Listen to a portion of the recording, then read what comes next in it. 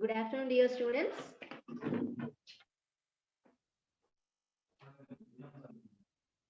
Yes, welcome to Sanvi Learning Services. This is your physical science class. We are discussing our third chapter, acids, bases, and salts. Right. So we discussed all keywords in the previous class. So in this session, we are going to discuss about what is acid, what is base, and what are salts. Okay. So briefly, we are going to discuss about in this class. So wait, I'll share the screen here.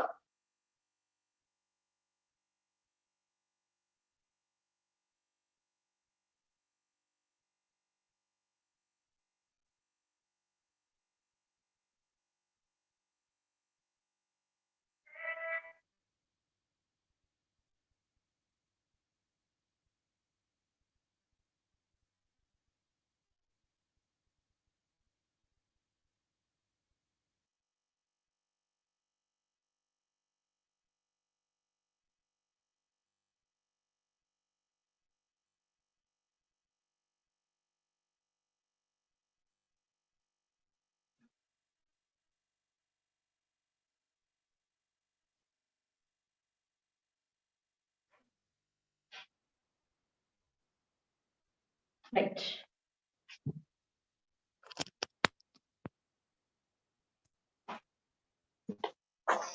So here, introduction to acids and bases. So here, what is the first thing that comes into your mind when you see this? Here, we must be like this is a, here this is sweet and a bitter gut, bitter, and this lemon, sour taste, right? So that the first thing comes to your mind while looking at these things is the taste, right? So we generally associate these things with their taste, right? So here,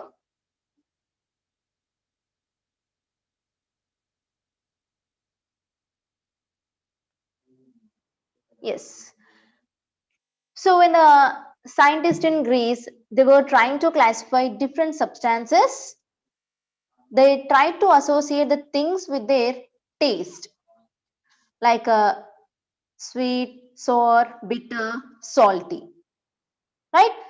So they found that the sour tasting things, okay, so the sour tasting things, all the sour tasting things, they showed the similar properties. Okay, they found that all the sour tasting things showed similar properties as well. They named chemical sour tasting things acids. Okay, so here all the sour tasting things show similar chemical properties as well. They named as sour tasting things, that is acids. So this acid come from Latin word acidus. Okay, this acid come from Latin word acidus, which means sour. So here all the sour tasting things they found out, they showed the same taste and same type, right? So they were showing similar chemical properties. So here some of the naturally occurring compounds, right? So we are seeing that an acid is a chemical substance that has a sour taste. So many food items such as lemons, curd, vinegar and orange taste sour because of the presence of acid in them. So acidic substances are the substances that contain acid in them.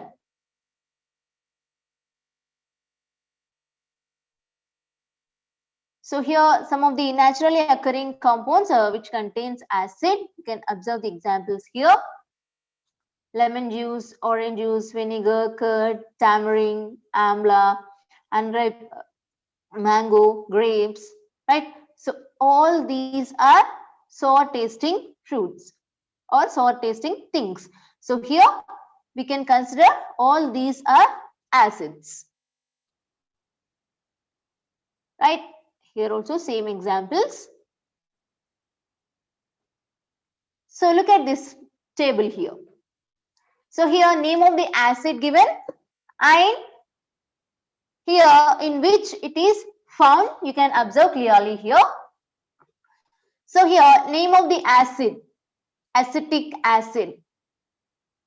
So this acetic acid found in vinegar. Okay, right. And next one, name of acid, formic acid. This formic acid found in ants sting. Okay, so when ants sting on skin, so they release ants will release formic acid. Okay, so in Latin word, ants are known as formica. Okay, so from that we are naming this acid as a formic acid. So that is found in ants sting. And next one, citric acid. So this citric acid found in citrus fruits such as oranges, lemons, etc. Right? And next one, observe the fourth one here, lactic acid. So here this lactic acid found in curd. Okay, next one, oxalic acid. So this oxalic acid found in spinach. Okay, next one, ascorbic acid, that is vitamin C. So this ascorbic acid found in amla and citrus fruits. Yes, next one, tartaric acid. Okay, tartaric acid. So this tartaric acid found in tamarind, grapes, and mangoes, etc. So here all the mentioned acids, all the acids mentioned above occur in nature.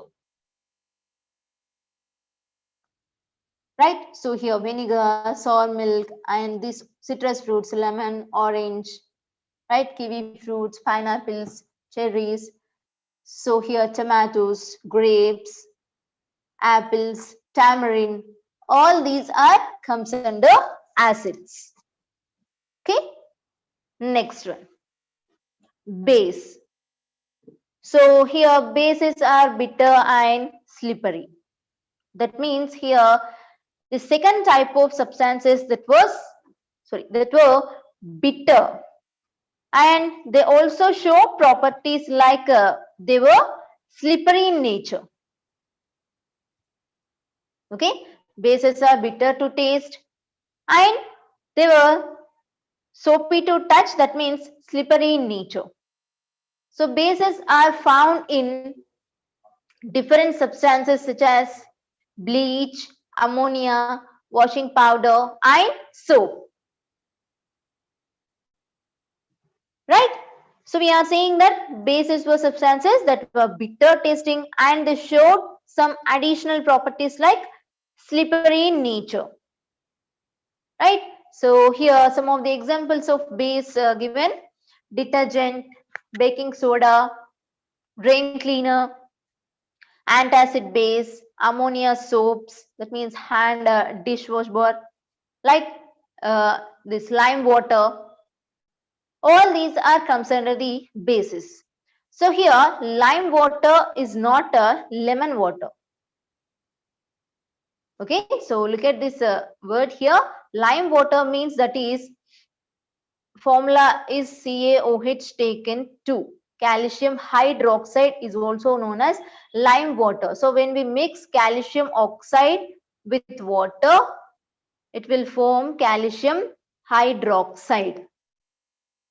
Okay, that is a lime water. So here that is base. Lemon water is acid. Okay, lime water is different and lemon water is different. So here we know bases were substances that were bitter tasting and showed some additional properties like slippery in nature. So we know substances like soap, oil, mustard oil, etc. All these are slippery in nature. Right? You can see the figures also here. Right. So here, observe the chemical properties of acids and bases. Okay. So for this activity, yes, we need to collect the following samples, right? Those are hydrochloric acid, sulfuric acid, nitric acid, acetic acid, sodium hydroxide, calcium hydroxide, magnesium hydroxide, ammonium hydroxide, potassium hydroxide. Okay, so all the formulas also given here. So you have to learn each and every formula, right? So here we have to collect all these substances. So now we have to prepare dilute solutions of the respective substances. Okay, so we collect all the samples given here, right? So we have to prepare the dilute solutions. Okay, so here we are taking only dilute solutions, not concentrated solutions. Okay, so when we add water to the concentrated acid or base, it becomes dilute. Okay, the concentration of the acid or base decreases there. Okay, so when we add acid or base to water, then the concentration of the acid or base decreases, right? So it becomes diluted there. Right.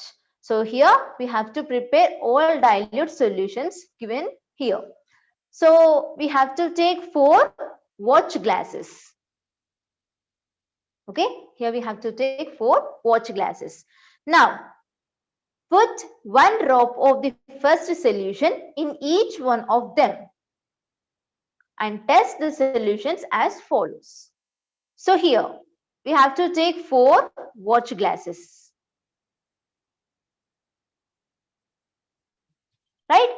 So here the first solutions which we are taking here, HCl. Assume that we are taking HCl solution. Right? So here we have to put 1 drop of HCl in each watch glass.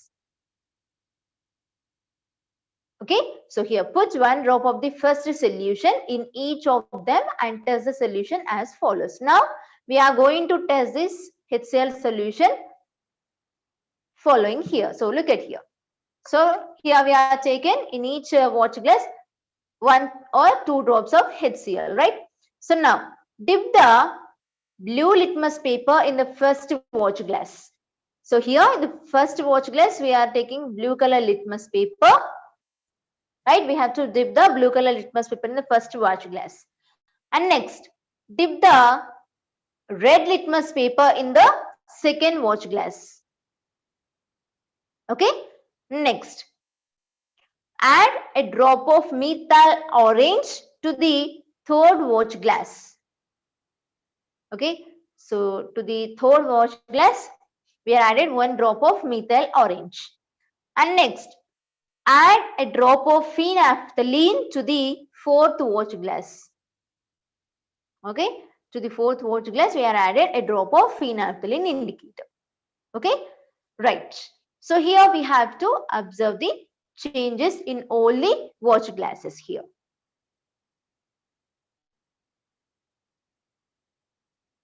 So here, first of all, we are taken in all the watch glasses HCl solution. So like that, we have to take all the samples here after 1 by 1. So after HCl, we have to take H2SO4. After that, we have to take HNO3. After that, we have to take sodium hydroxide. Like that, we have to do this experiment with all the samples. So we have to note down the observations. So look at here. We have taken 4 watch glasses, right? So we have tested all the samples with the red litmus paper, blue litmus paper, phenolphthalein indicator and methyl orange indicator, right? So here, observe the changes here. So first of all, we have taken sample solution HCl, right? So here, in all watch glasses, we have taken HCl solution. So when we dip red color litmus paper into the HCl solution, the red color litmus paper remains as red color only. Here, the red color litmus paper unchanged. Okay, the color remains as red here. Next, blue color litmus paper. So here, the blue color litmus paper in HCl solution turns to red. Okay, so here the blue color litmus paper changed into red color. And next, phenolphthalein indicator. So when we add a drop of phenolphthalein indicator to HCl solution, the color of the solution remains same. That means it is colorless. Okay, we observe water-like substance only. Right? Next, by adding of methyl orange to the HCl solution, the color of the sample changed into pink or a pinkish red color. Okay, sometimes it will change into completely pink or pinkish red color. Yes, so here these observations gives us an information that HCl is an acid. We know in acid solutions, blue color litmus paper turns to red, right? And in base solutions, red color litmus paper turns to blue. And we know phenolphthalein indicator in acid solutions, it is colorless. And in base solutions, it changes the sample solution into red or pink. And methyl orange.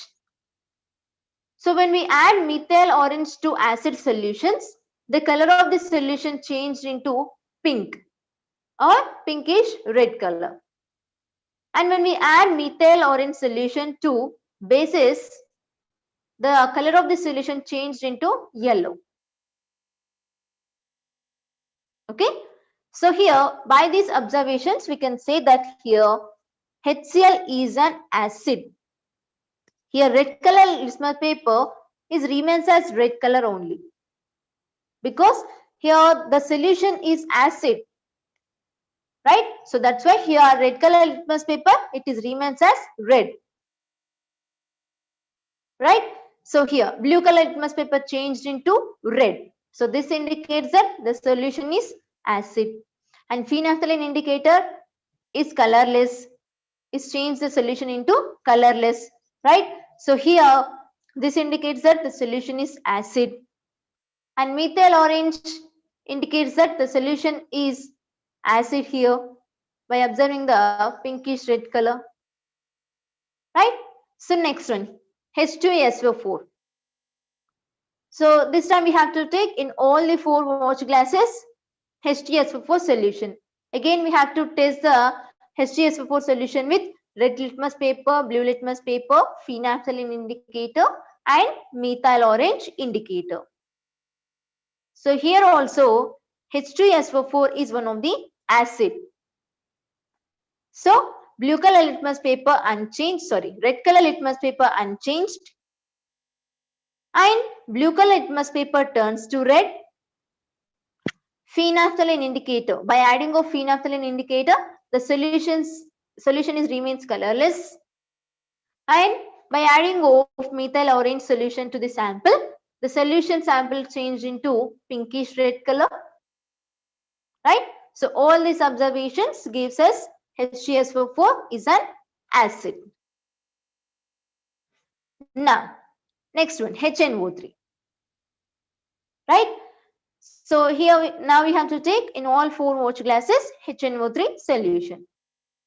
So now here by using of red litmus paper, the red litmus paper is remains as unchanged. So it is remains as red color only. And blue color litmus paper changed into red. And by adding of phenolphthalein solution, the solution sample is remains colorless. And by adding of methyl orange, the solution sample changed into pinkish red color. So by all this information, we can say that HNO3 is an acid. And next one, you can observe CH3COOH.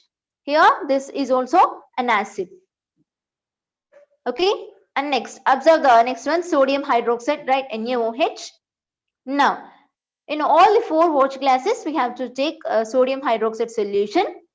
Now we have to test this sodium hydroxide solution by using of all these indicators, right?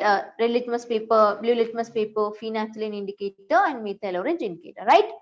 So here, when we dip red litmus paper in the sodium hydroxide solution, the red litmus paper changed into blue. Okay, so here the red litmus paper changed into blue. And blue litmus paper, it is remains as blue. The color of the blue litmus paper unchanged. And by adding of 1 drop or 2 drops of phenolphthalein indicator solution to the solution sample of sodium hydroxide, the color of the sample solution changed into red or pink. And by adding of methyl orange, the solution is remains as yellow. So here by this information we can say that sodium hydroxide is one of the base. Okay, so here we have KOH and MgOH taken 2, NH4OH and CaOH taken 2. So all these are comes under bases. Okay, so here HCl, HCSO4, HNO3, CH3COOH, all these samples are right acids.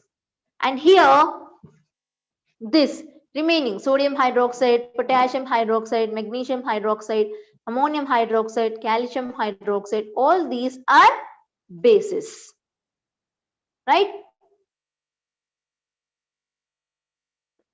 See the next one here. Activity 2.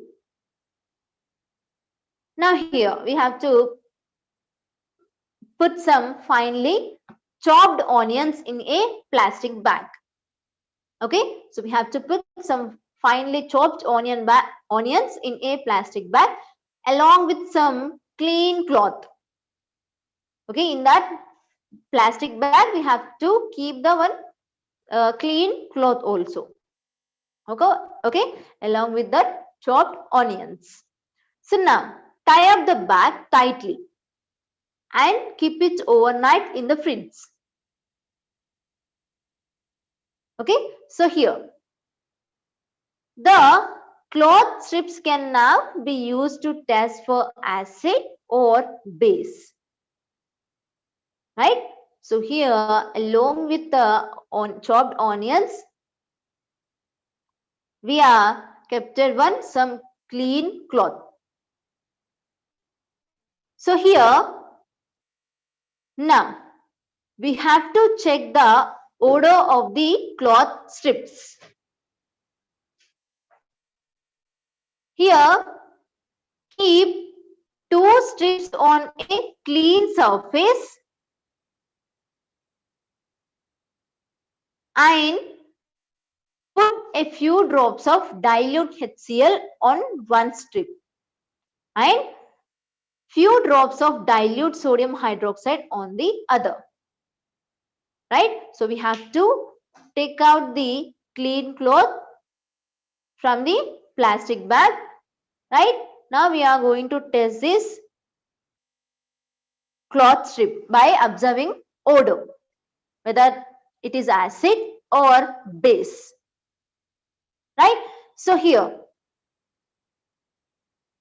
we are taking here HCl solution and a sodium hydroxide solution. So here we are taking both dilute HCl and dilute sodium hydroxide. So here keep two strips on a clean surface and put few drops of dilute HCl, right, on one strip, and few drops of dilute sodium hydroxide on the other,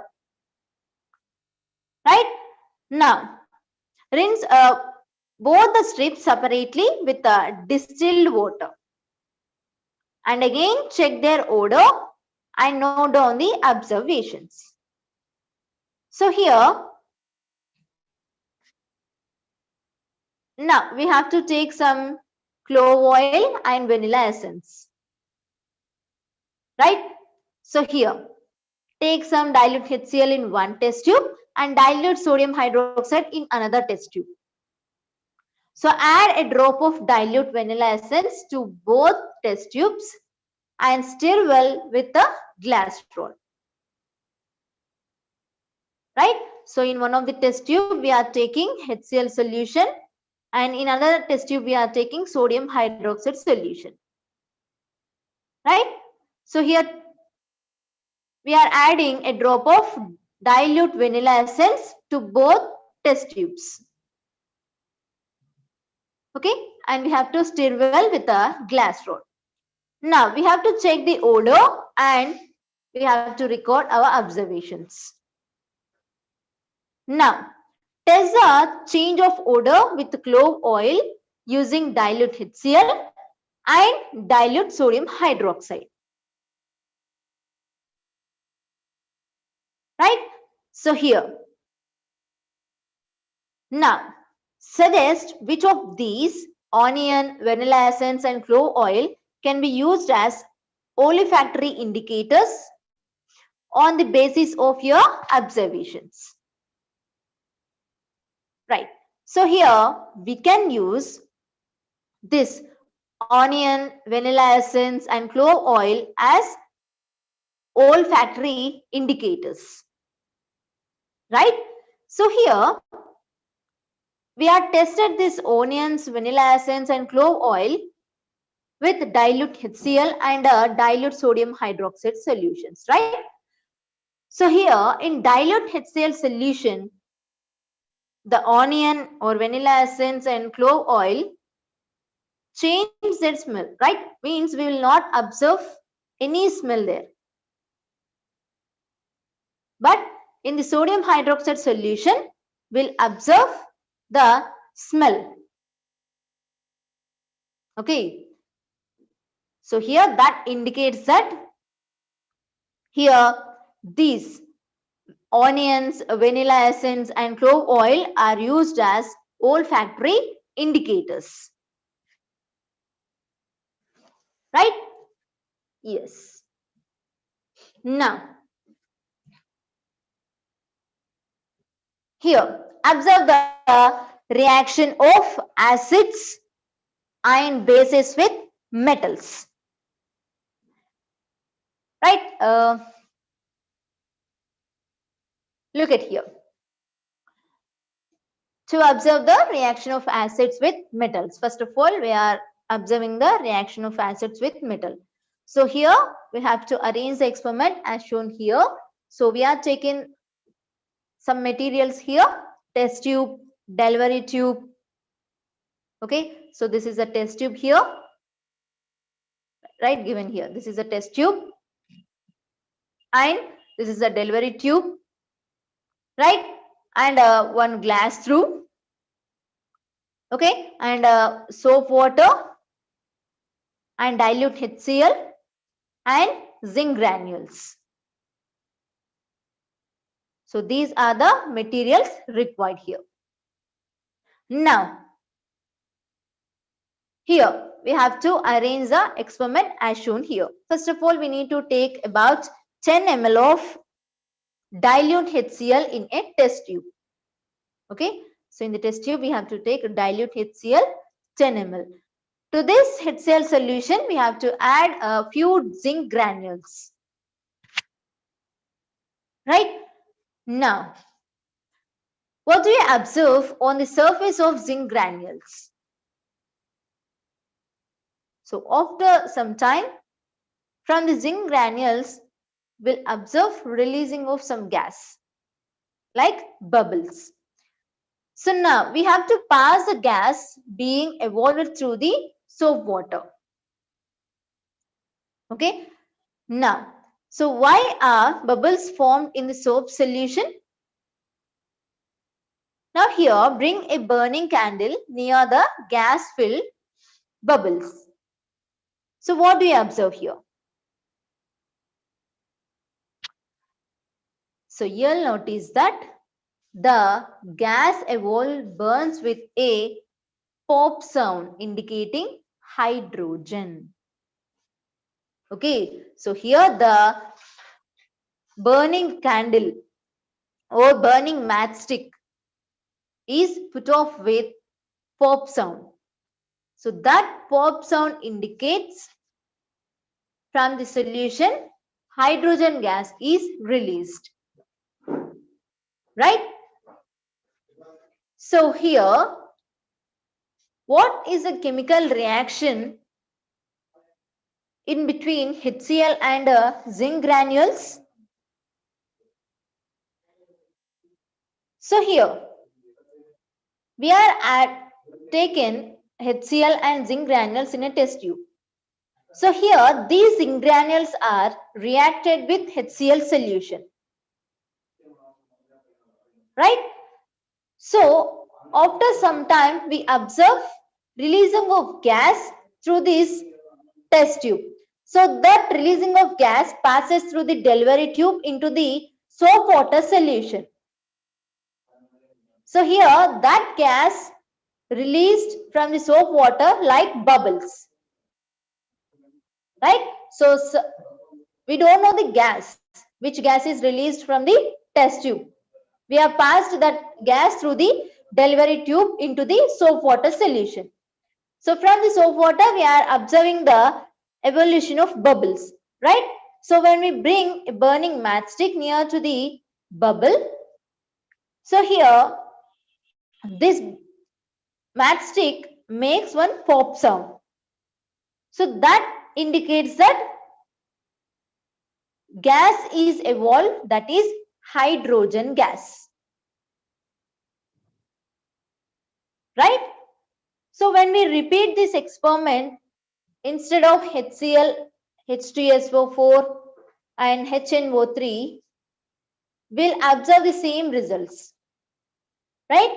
So we'll observe releasing of hydrogen gas from the solution. So here the chemical equation or chemical reaction here, HCl is the acid, right? So zinc granules are, that means zinc is metal here, right? So here acid and metal are reacted. So when an acid reacts with metal, it will form salt and releases hydrogen gas from the solution. So here the acid HCl acid, right? Metal, zinc metal, salt formed by these two reactants, zinc chloride, that is ZnCl2, and hydrogen gas is released from the solution. Right? So here 2 molecules of HCl reacts with 1 molecule of zinc, right? Forms 1 molecule of zinc chloride and releases hydrogen gas. Right? So we can conclude that generally hydrogen gas is evolved when acid reacts with metal. Now, we observe that when acid reacts with metal, hydrogen gas is evolved. Then what about bases?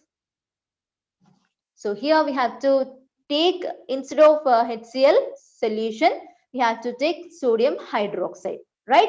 Now, we have to repeat the experiment. Instead of HCl solution, now we are taking sodium hydroxide. Now, place a few zinc granules of zinc metal in one of the test tube and add 10 ml of sodium hydroxide solution. Now warm the contents of the test tube. Okay, so now in this also we will notice that evolved gas is hydrogen and salt formed is sodium zincate. So here also, instead of HCl we are taking sodium hydroxide, right? We are taking zinc granules in the test tube. So we are heated this contents, right? So once these contents are heated, from this test tube we observe releasing of gas. So the released gas is passed through Delver tube into soap water solution. So here also we'll observe evolution of bubbles from the soap water solution. So when we bring burning matchstick near to the bubble, here also this burns and making a pop sound. So we'll notice that gas evolved is hydrogen. Okay, so the reaction between these two molecules here, sodium hydroxide we are taken and zinc metal we are taken. So sodium hydroxide is a base and zinc is a metal, right? So it formed salt and releases hydrogen gas.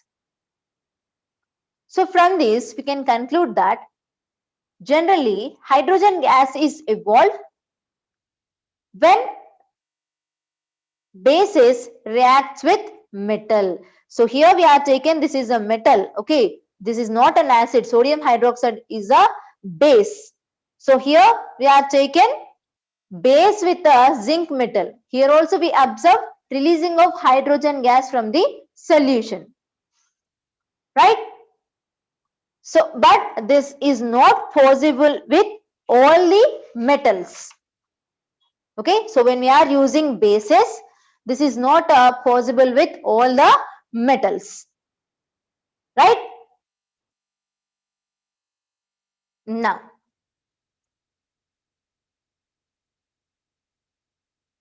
so next one we have a reaction of acids with carbonates and metal hydrogen carbonates.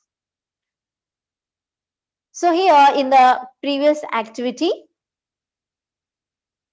we observe that when an acid reacts with a metal, it will form salt and releases hydrogen gas, right? So we repeat the experiment with base also.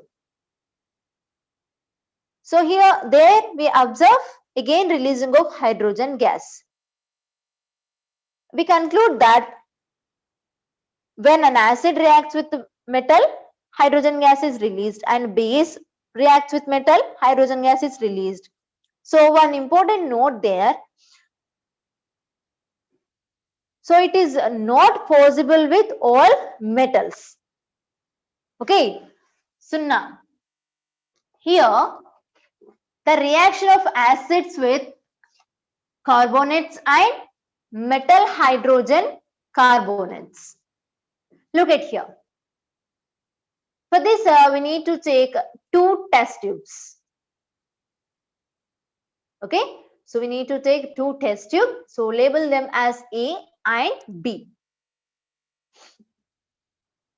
So take about 0.5 grams of sodium carbonate. The formula of sodium carbonate Na2CO3. Okay, so we are taking 0.5 grams of sodium carbonate in a test tube A. Right now, and about 0.5 grams of sodium carbonate in test tube B. So here it is showing only test tube A. So we have to take two test tubes. So in the both test tubes we have to take. So in one of the test tube we have to take 0.5 grams of sodium carbonate, that is Na2CO3. In another test tube we have to take sodium hydrogen carbonate, that is NaHCO3. Okay, now add about 2 ml of dilute HCl to both the test tubes. Okay, so here you can observe only one test tube. So in this test tube we have sodium carbonate Na2CO3. To this test tube we have added 2 ml of dilute HCl. Okay, in another test tube we have to take sodium bicarbonate, that is NaHCO3. So to this test tube also we have to add about 2 ml of dilute HCl. Now what do you observe here? So here when this dilute HCl is added to sodium carbonate, right, carbon dioxide gas, right, so released from this solution. So here observe that pass the gas produced in each case through lime water.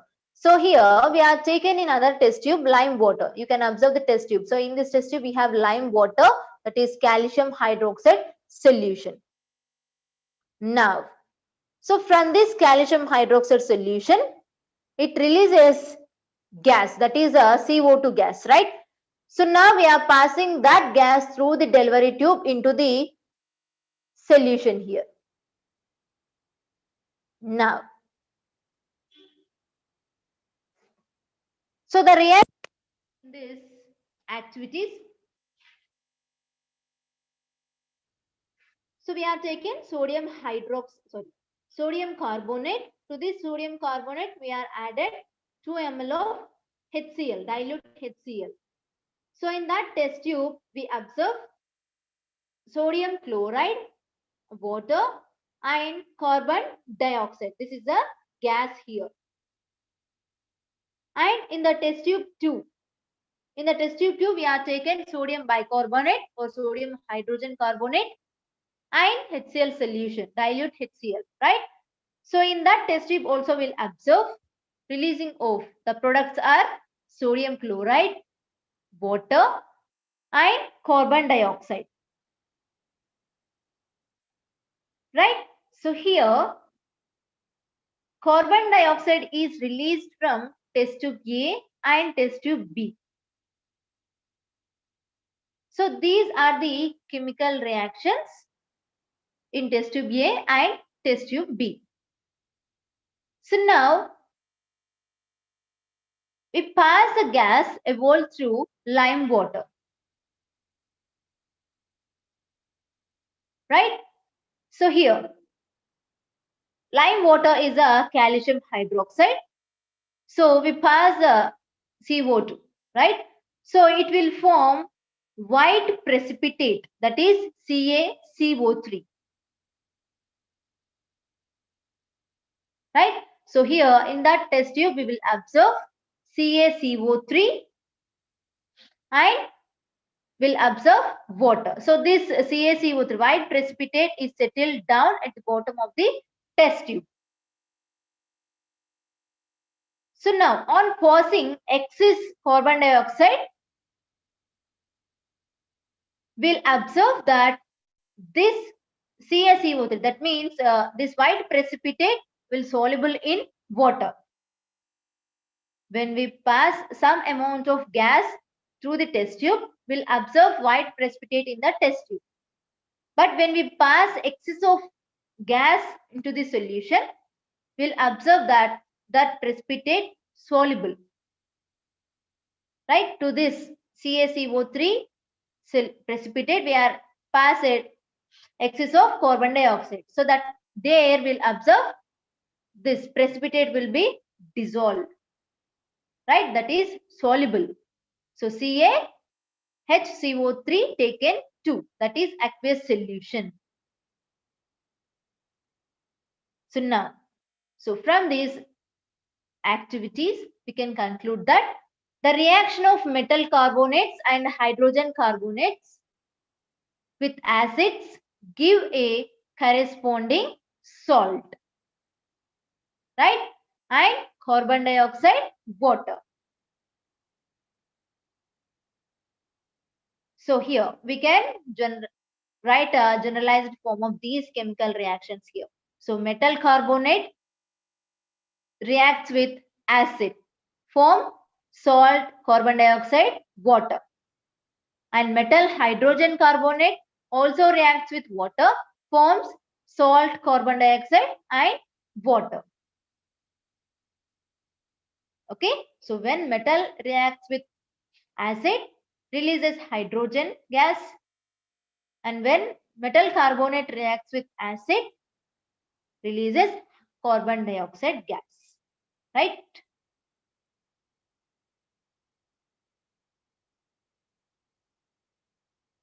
So we'll discuss the remaining topic in the next class. Thank you all of you.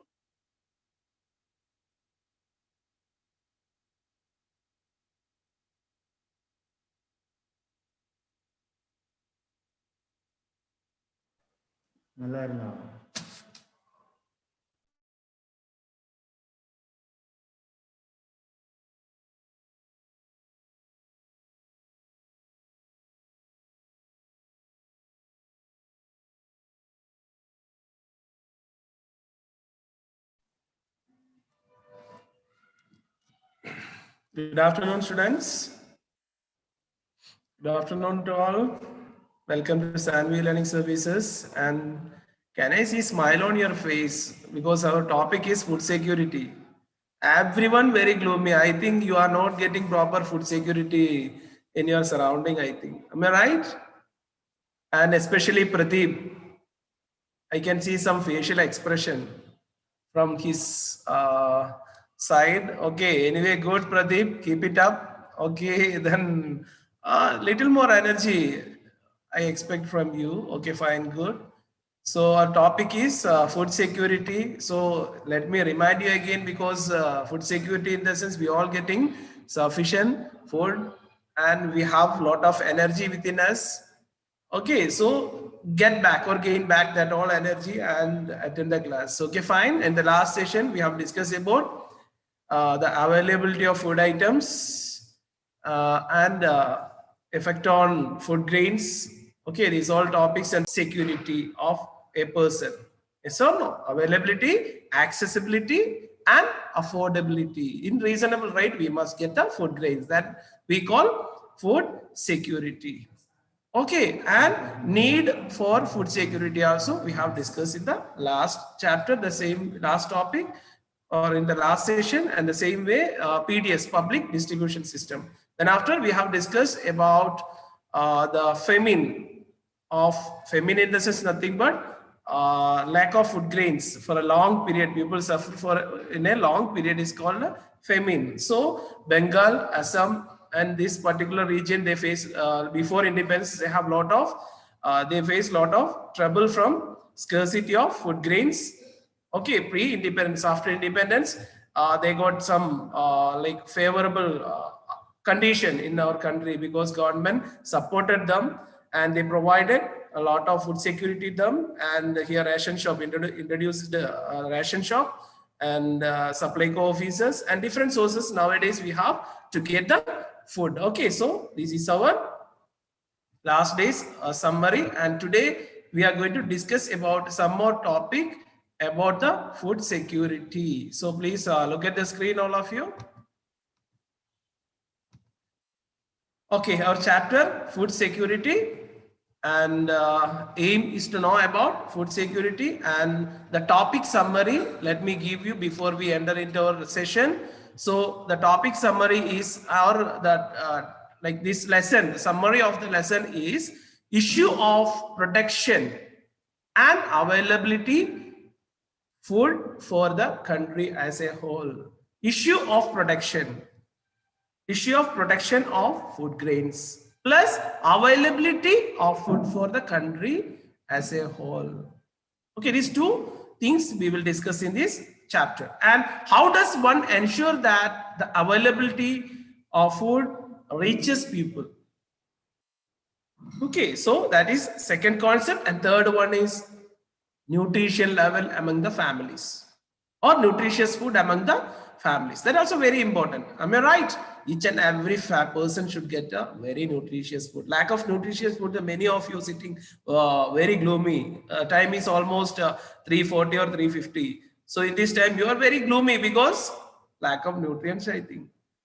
Is it, or like getting boring, like listening this lecturing? Yes, I understood. Shabnam already said the same, getting boring. Okay, continuous lecturing. So under that some circumstances, what is supposed to do? Take 3 long breaths and sit. Then that this problem can be solved. Okay, whenever we get gloomy or tired or boring, what we have to do? Otherwise, ask someone to give a pinch or a kick. So automatically we will get back the concept or get back the our proper energy. We get back proper energy. Okay, so this all the agenda or topic. And next we have some keywords here. Please note down in your running note, all of you. So first is deplete. What is the meaning of deplete? Diminishing or decreasing the quantity. Generally we call deplete. Intensive, extreme. Intensive care unit, you may heard. Yes or no? ICU. Okay, extreme or more. And next is cereal, nothing but some sort of food grains we call wheat, maize. This all come under cereal food grains. Coarse generally we meant coarse cereal we call rough. Okay, so next is inferior. What is the meaning of inferior? Low quality. And next is contrary. Contrary means opposite directions. Okay, reverse directions. Generally, we contrary we call. Diversification, changes, making some changes in from present diversification. Diversity already you know.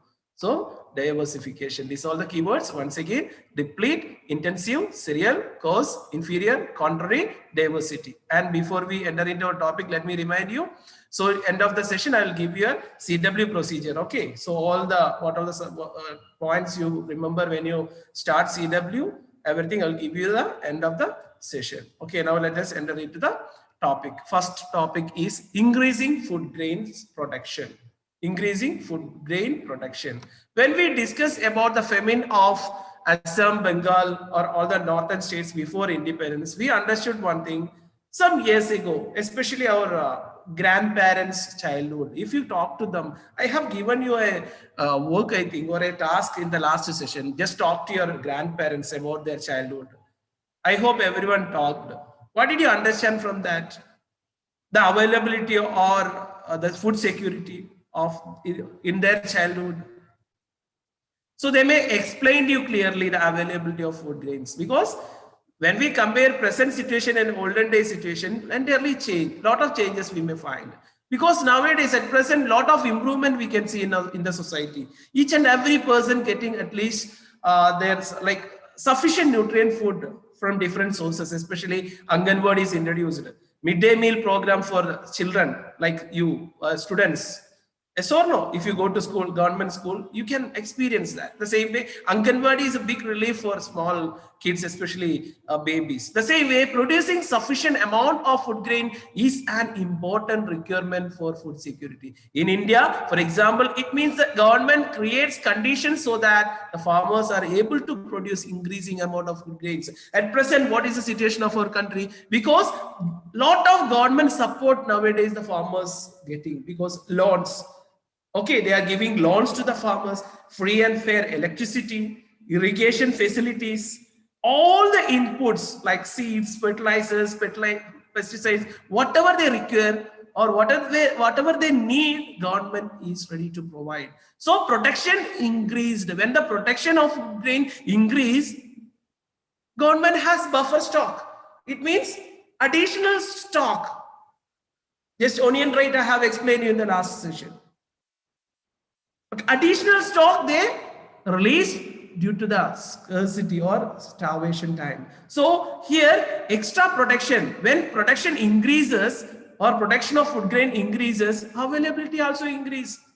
The cost of goods may decrease in the market. Am I right? Suppose tomato like more protection took place. So automatically the rate of tomato may decrease in the market. The same way government support helped a lot to improve the food security in our country. That is the introduction part just have given. After that, see, it also important to ensure that soil and other natural resources are not damaged or depleted in this process. So how the soil quality, the fertility of the soil decreases. You know that nowadays all the farming activity or all the agricultural activity concentrate on economy or income or profit. What is the aim of the farmers? Yes, getting maximum profit.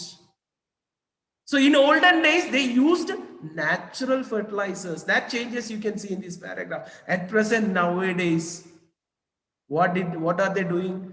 Excessive usage of artificial fertilizers or pesticides in the field cause for depleting or decreasing the soil fertility. See here, some scientists and people working in the field of agriculture reported that the way rice and wheat are cultivated in India by intensive and unscientific application of chemical fertilizer, insecticide or pesticide. Fertilizer in the sense in Telugu we call eruvu. What is the meaning of fertilizer? Eruvu. To improve the soil fertility, we may apply some fertilizers in the field. The same way insecticide or pesticides, killing small insects. So when we apply more fertilizers, suppose you have 1 acres of land, just an example, let me give you. Okay, you are going to cultivate in that field tomato. You started cultivation of tomato and you are going to sow the seed of tomato and it grown up. You started applying more artificial chemical fertilizers in the field. First year, very beginning, you may get lot of yield or more yield from your field. Next year, it may decrease because that soil need more effective or more like what we call dose or increasing the fertilizer. It means now what we apply today, that is not sufficient for the soil or the protection of lower cultivation of that such type of crops. So it also have led to continuous but unsustainable increase in the yield level. In fact, this method have led to soil degradation or losing fertility of the soil. Once if we apply one type of fertilizer, next time more than that soil expect from you. Otherwise you won't get a good yield. So automatically that particular. So this all at present, okay, present situation they have explained here. If you talk to our ancestors, they may tell you, oh, we applied natural fertilizers in those periods. So nowadays, the change in the cropping pattern also changed. Everyone concentrate on cash crops instead of food crops. Lack of proper availability of water or irrigation facility through borewells, we can say. Okay, we have borewell irrigation nowadays. In olden days, we have tank irrigation or backwater irrigation or canal irrigation. And depletion of groundwater resources. One more problem. If this continues, we may soon come to a situation that yield starts falling rather than going up. It means if this situation continues, what may be the future of or upcoming generation or future generation, they won't get a sustainability of the soil fertility, and the same time we may get a large starvation or famine situation in future. What we discussed in the beginning of first session about this Bengal famine, the same situation we may face or our future generation may face. Next year, availability of food grains. The first requirement for a country is to able to produce food grains for the whole of its population. That we call per capita availability of food grains. Per capita availability of food grains, we call that.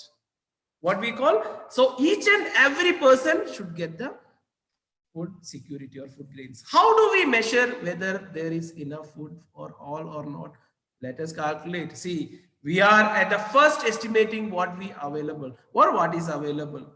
This means that per person or average, we are going to calculate average availability of food grains or per capita available. Please note down in your book. You can expect a question. What do you mean by per capita availability of food grains in the country should be sufficient and also increasing over the year? Is the increase in food grains availability really happening? Yes, somewhat. When we compare olden days and present days, somewhat.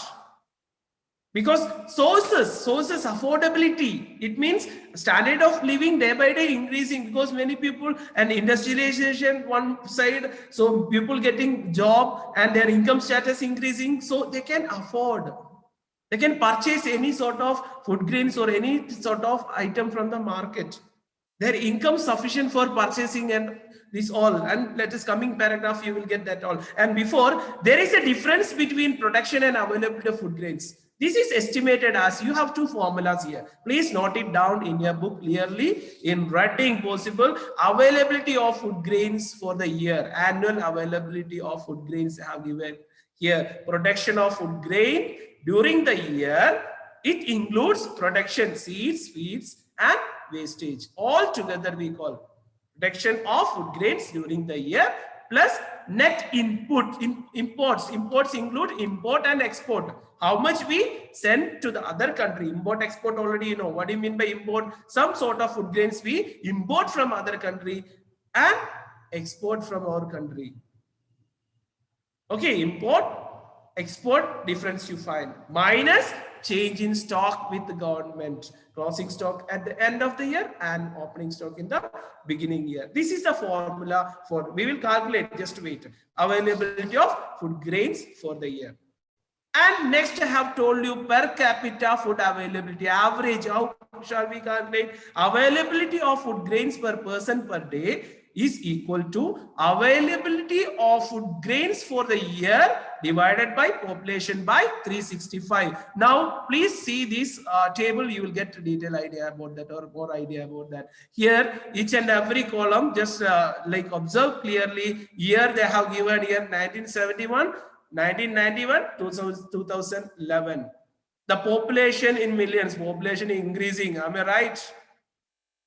Yes. And next column, once you see, what is that net production of food grains? Net production of food grains. They have given here in 3 terms or 3 years, 71, 91 and 2011. Net imports.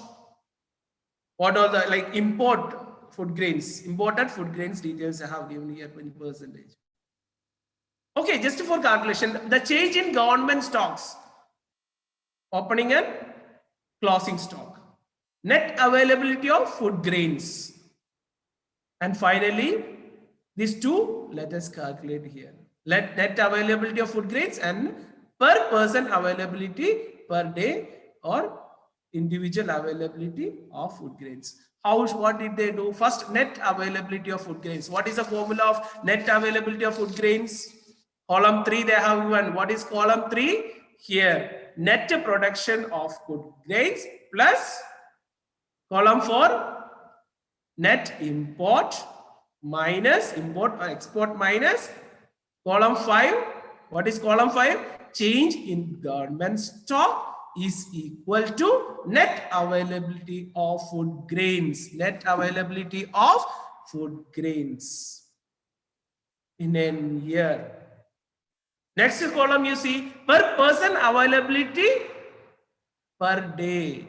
Column 6. What is column 6? That formula you don't forget. Column 6, net availability of food grains divided by column 2. What is column 2? Production, population, total population by 365. Here in tons they have given. We are converting into kilograms and grams. The same way, students, 91 columns you must fill. Net availability of food grain and per person availability of the same formula you can apply here. Are you all ready to do this? Yes or no? This is not the response of 10th class students. Yes or no? I can expect no. Okay, fine. Good. Please show thumbs up at least. Okay, fine. Good. Right. Okay, so let us go to the next topic. Here, what falls under food grains? Very important. This cereals I have told you. Jowar, ragi, bajra, and other millets come under cereals, and the same way fine cereals also rice and wheat. These all cereals and food grains. They have given edible oil and pulses. So a small paragraph. It's from your content book. Many believe coarse cereals, rough cereals to be inferior. What is the meaning of inferior? I have told you in the beginning. What is the meaning of inferior? Low quality. That is a belief. Inferior grain. Generally, we call the cereals and all. But these are called coarse grains. We think these are rough and unhealthy. On the contrary, these are highly nutritious. What are highly nutritious? These coarse grains or cereals. Jowar, ragi, these are very nutritious foods. Don't forget that. If it is available, you also try to eat and get some more energy, because you can avoid the sleepy mood in the evening time when you listen to boring lecturing. Or yes or no? Yes. Are you feeling very boring lecturing? Then let me stop and leave. No or yes? Yes.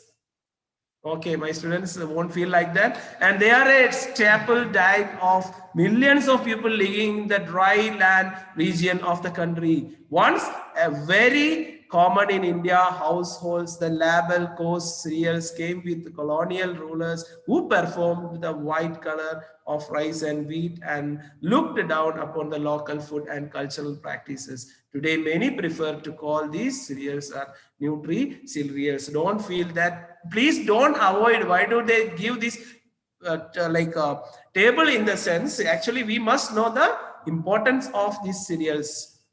Rice and wheat general, everyone have the habit of eating rice. It's especially South Indian staple food. We can say that rice, without rice we can't imagine. And wheat come to like wheat powder used for making some rotis and all. Okay, fine. These all cereals we are using, but coarse cereals like jowar, ragi, bajra, very less I think in our region.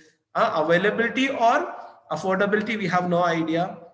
So anyway, if you have a proper diet, please include these cereals also in your daily food habit.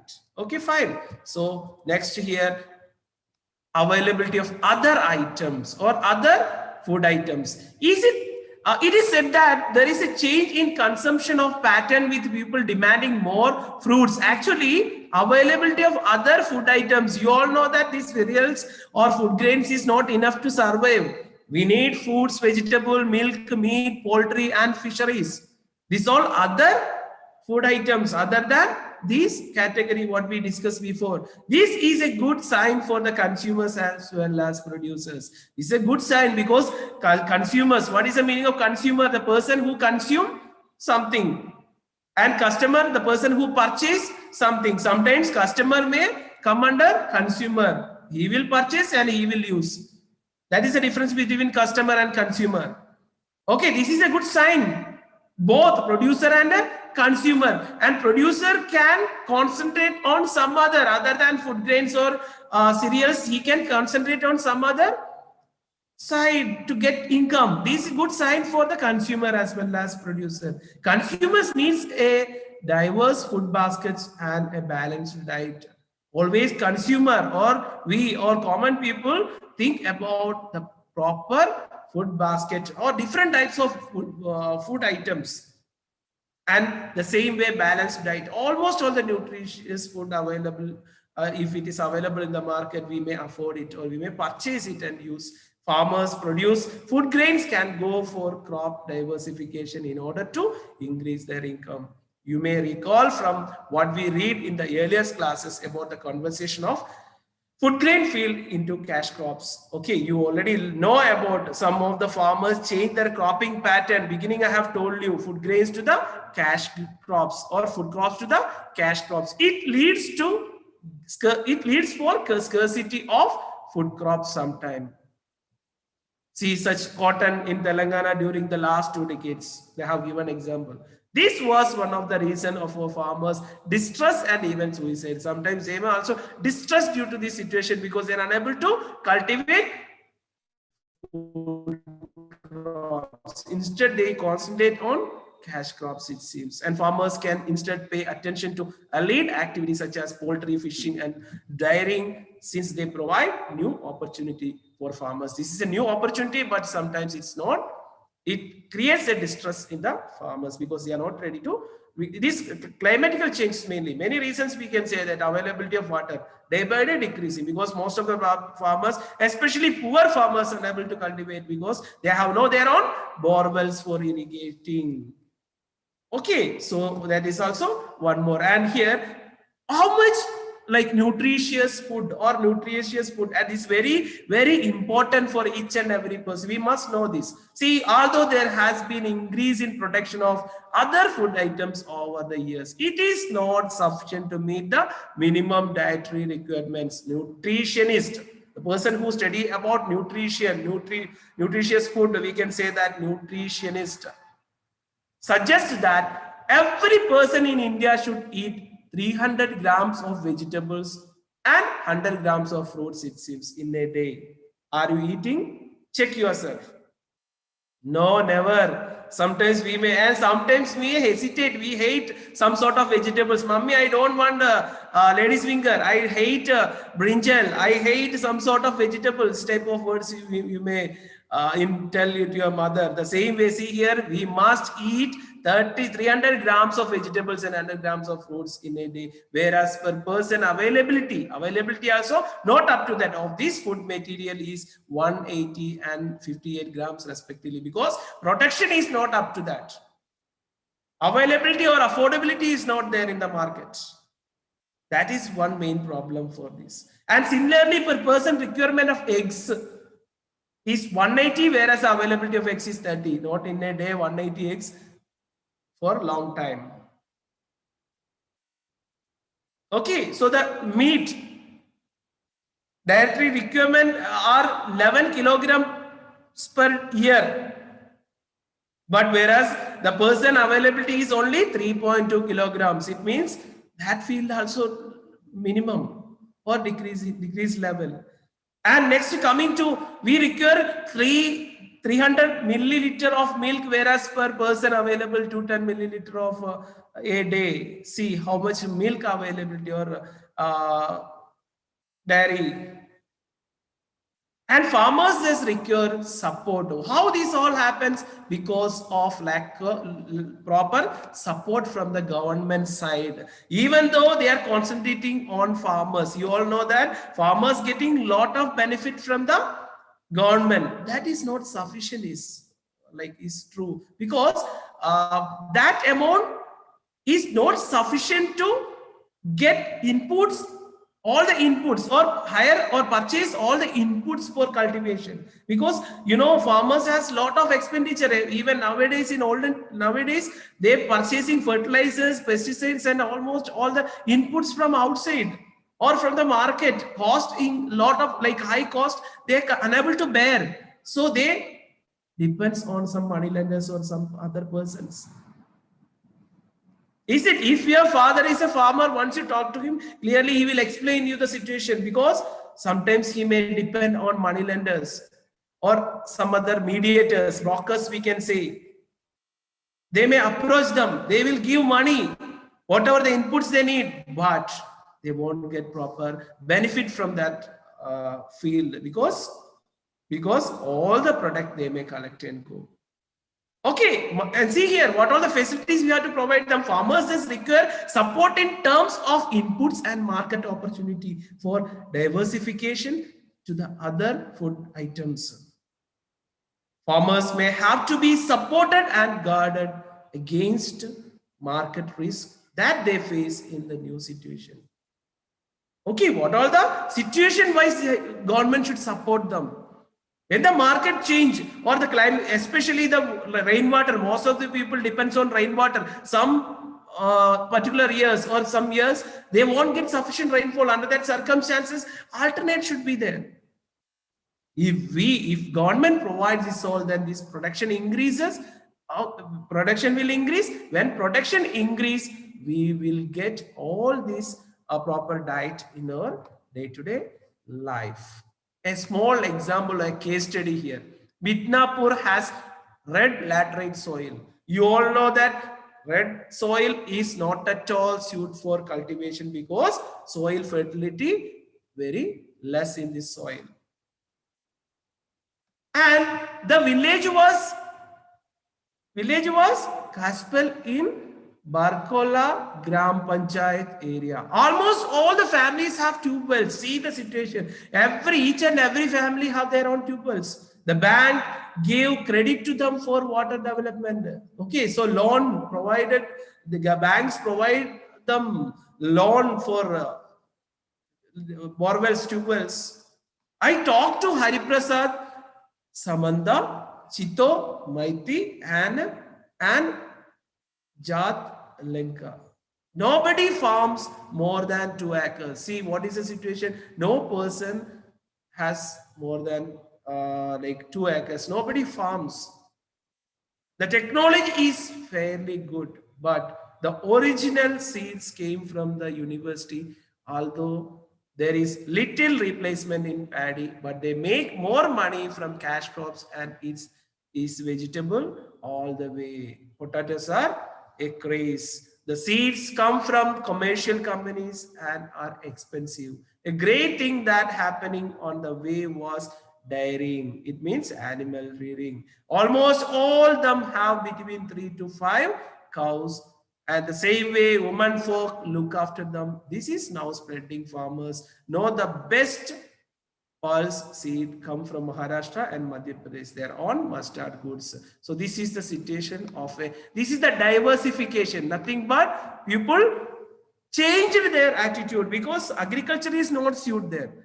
So they concentrated on dairy, animal rearing, cow, milk business. And the land slopes up from the river. Actually, land also like that. It is not up from the river. Canal irrigation not suited for there. Only borewell irrigation possible there. Actually, single crop region with the second crop. If any, depending on the rain, yield are low. That is the situation there. Rainwater not sufficient because rainwater always flow from the high elevated to low elevated area. Canal irrigation is not possible. High elevated area. People use borewells for irrigation. This is a agricultural diversification they are telling. Diversity nothing but changing the farmer's attitude. And they are concentrating on some other business or other activities. Okay, students. So now let me introduce you about your CW work. All of you get ready with your books, CW books quickly. I will explain your CW procedure, how you're supposed to start your CWs and what you're supposed to write. And first, see here, this is the first page of your CW. Name, class, section, school, and one more column there. What is that column? Aim. Do you have any aim in your life? Sharanya? Fatima? Yes, we have many aims. What is your aim? I want to become a doctor, collector, engineer. Anyone? Or anyone has the just I want to become a farmer. How many of you wish? No one. This is the main problem of decreasing agriculture because like all the people concentrate on some other activity rather than agricultural activity, I think. Am I right? So please write your aim. Okay, no problem. Don't concentrate on farming. In addition of your profession, you can concentrate farmers. Okay, so at least in bracket, concentrate on farming or agricultural activities. If you write, I am happy. Okay, fine. Anyway, please write your aim. Aim. What is I want to become doctor, collector, or whatever it may be. You just write your aim. Please don't write I have no aim. Okay, you must have a aim. Okay, fine. Next page is wait. After this, listen carefully. India political map and physical map. India political map and physical map. World political map and physical map. Telangana political map and physical map. Did you get me? Yes. Once again, India political and physical map, world political and physical map, Telangana political and physical map, and this is the same format. Side line, margin must be there. You must draw the margin. Side line you don't forget. Okay. Then next page, just write alphabets. Let us go to our childhood. Okay. So everyone, you know, before we enter into something, we have to remember our childhood. Okay, fine. Anyway, write alphabets capital, small, cursive capital, and small letter. Did you get me? Only that. Okay, so up to here enough. Small letter. Bottom part you have some other terms in mathematics is not necessary. Anyway, you just write only alphabets. Got it? Yes. Coming to the keywords. Either you take screenshot, otherwise screenshot is better, I think. Please take a screenshot. Let me go through environment, galaxy, atmosphere, crust, mantle, core, meteorology, geophysicist, Pangea, continent, latitude, and longitude. Okay, next page. Equator, galaxy, geography, history, monarchy, planet, peninsula, island, patriotism, empire, kingdom. And dear students, you don't feel that simply or like without any reason I put some hyphen in between the letters. So don't feel like that. When you write the same hyphen, it is, we call it as syllables. Okay, we have divided the words based on syllable. For like if you have syllable, you will get the correct pronunciation of the word. Geography, geography. Did you observe how the foreigners talk? How they talk? Geography, geography. Yes or no? So the term, the pronunciation, you will get the correct pronunciation of the words. Okay, fine. Next is coniferous, industry, tundra, government, inflation, revolution, nationalism, socialism, capitalism, revolution, exploration. A revolution repeated, please avoid once enough to write. And next page is grid, Laurasia, Gondwana, lithosphere, hydrosphere, atmosphere, biosphere, plate tectonic, evaporation, transpiration, condensation, and vegetation. Done? Okay, fine. And finally, chapter, the name of the chapter. And I have told you in the beginning, your wish. If you want, you can start from second chapter.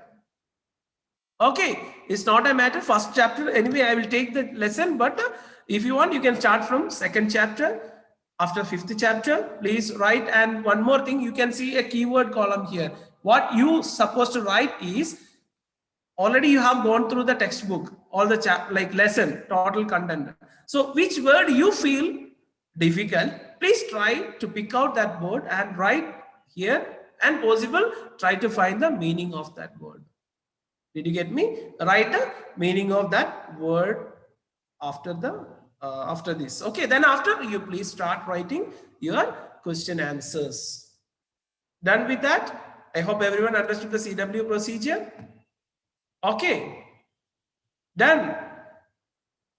At least in the end of the time, can I see some smile face again gloomy? Who is his friendship forever? Many names. His name may be friendship forever, I think. You can please write your name. Then I can call your friendship forever.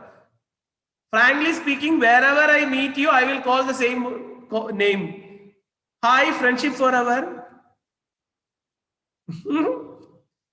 Please write your name on the screen. Everyone, many different names like Rahul, okay, Abhilash, fine.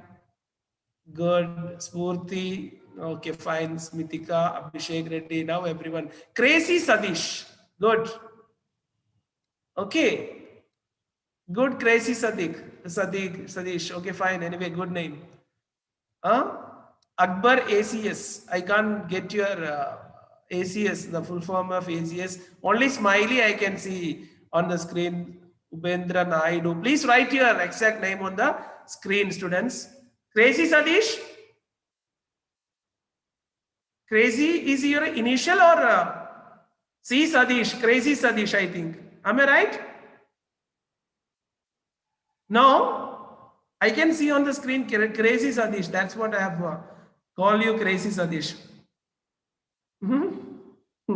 Don't skip from the class, okay? Please write your exact name on the screen, at least in the next session. Done, students? Okay, please go on through the topic thoroughly and come.